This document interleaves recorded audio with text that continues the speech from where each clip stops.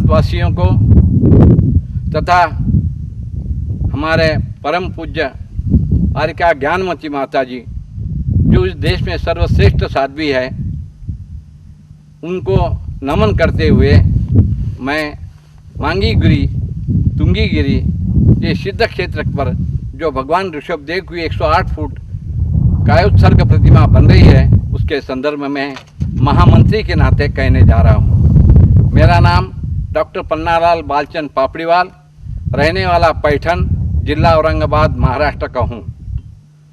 मित्र हो और भाई बहनों, मैं आपको अभिवादन करते हुए कहूँगा, ये परम हर्ष की बात है कि दुनिया में इतनी बड़ी मूर्ति का निर्माण सिद्ध क्षेत्र पर करने का विचार को हम स्थिर करते हुए काम करते चले जा रहे हैं। आप देखते होंगे कि मूर्ति का कहाँ तक आया है। ये पर्वत महाराष्ट्र में गानला हिल्स के नाम से प्रसिद्ध है। तुंगीगिरी और मांगीगिरी दो चुलिकाएँ हैं। ये नीचे से ऊपर तक 4300 फीट ऊंचा है।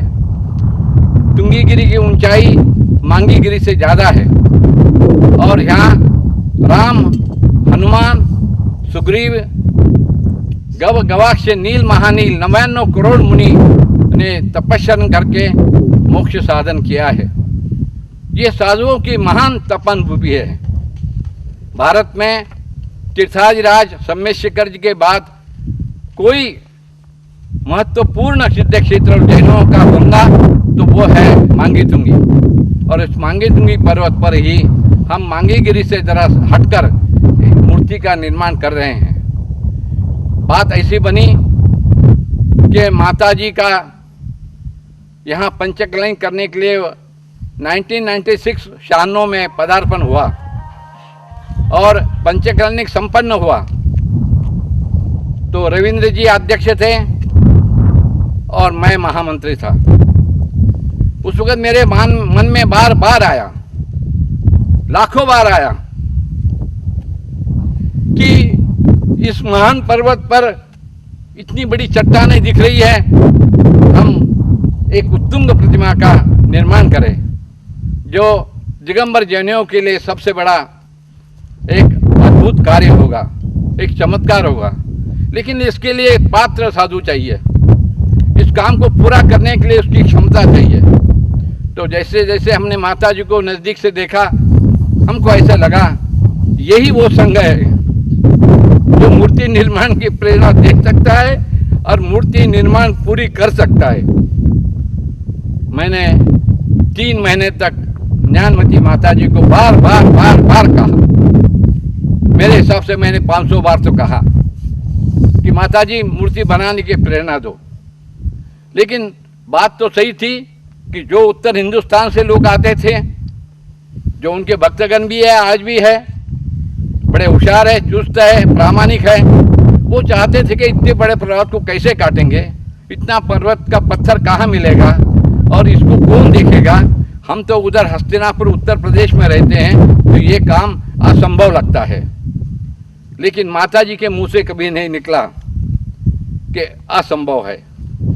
और एक दिन माता जी ने 1 नवंबर 1996 को ऐलान कर दिया, अब मुझे कोई कुछ मत कहना, मैं डॉक्टर पन्नालाल पापड़ीवाल की बात मानने वाली हूँ और मूर्ति के लिए प्रेरणा देने वाली हूँ।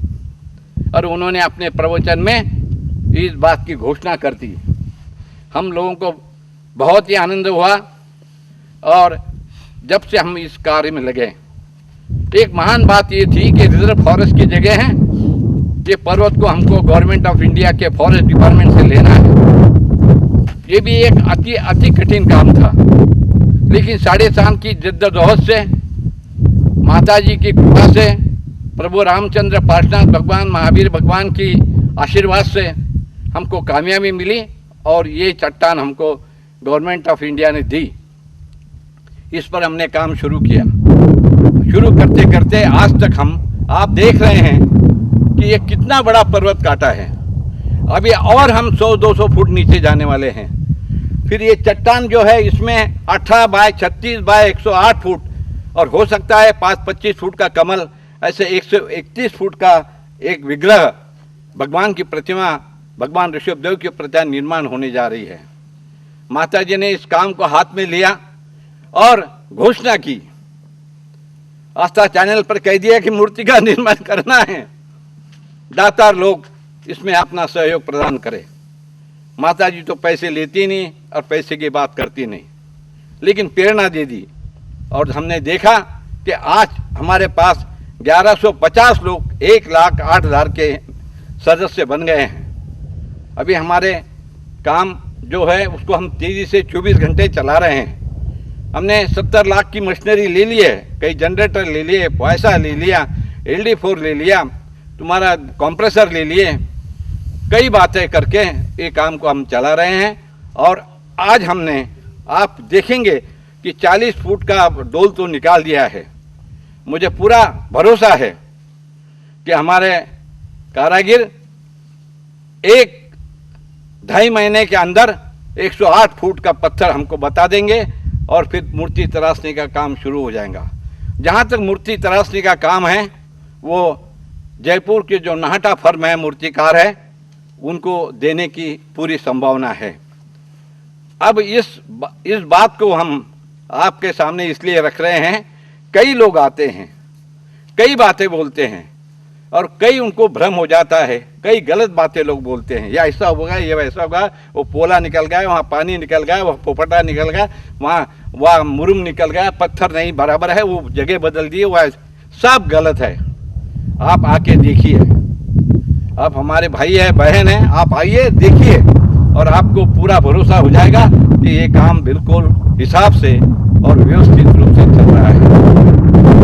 हो सकता है, जहाँ तक मुझे लगता है, 2011 और 2013 के बीच में मूर्ति का काम पूरा हो जाएगा। और आज मेरे खुशी का कोई ठिकाना नहीं है। परम पूज्य मुनि रविनंदन जी महाराज, जिनके ऊपर हस्तिनापुर में संस्कार हुए हैं, वो आज यहाँ विराजमान है। यहाँ मांगी तुंगी क्षेत्र पर आए थे तो उनको बड़ी उत्कंठा थी कि इस काम को हम देखें, और ये आज वो यहाँ मेरे बाजू में बैठे हैं, आप देख रहे हैं। उनके साथ 2 साध्वियाँ हैं, संयम श्री माता जी और पावन श्री माता जी भी यहाँ विराजमान हैं। उनका पूरा संघ है और सुदेश सागर महाराज सभी आए हैं और यहाँ मूर्ति का काम को देखकर वो आशीर्वाद दे रहे हैं।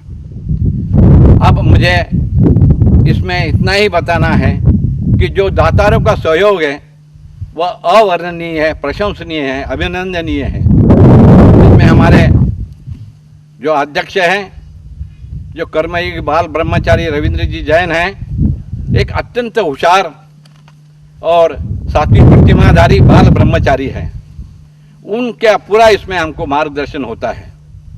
वो सब बातें माता जी को हस्तिनापुर में ठीक से बताते हैं।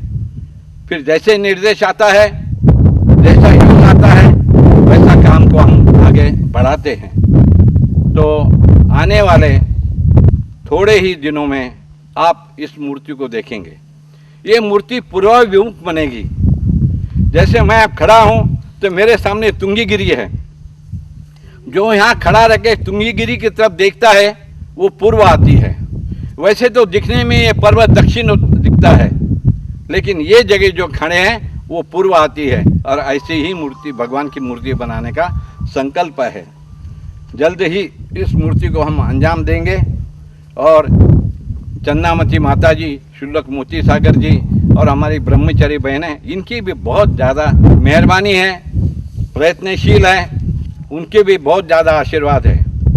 और ये सब संचालन और ये सब मूर्ति का काम केवल हस्तिनापुर से, जम्बू द्वीप से चलता है।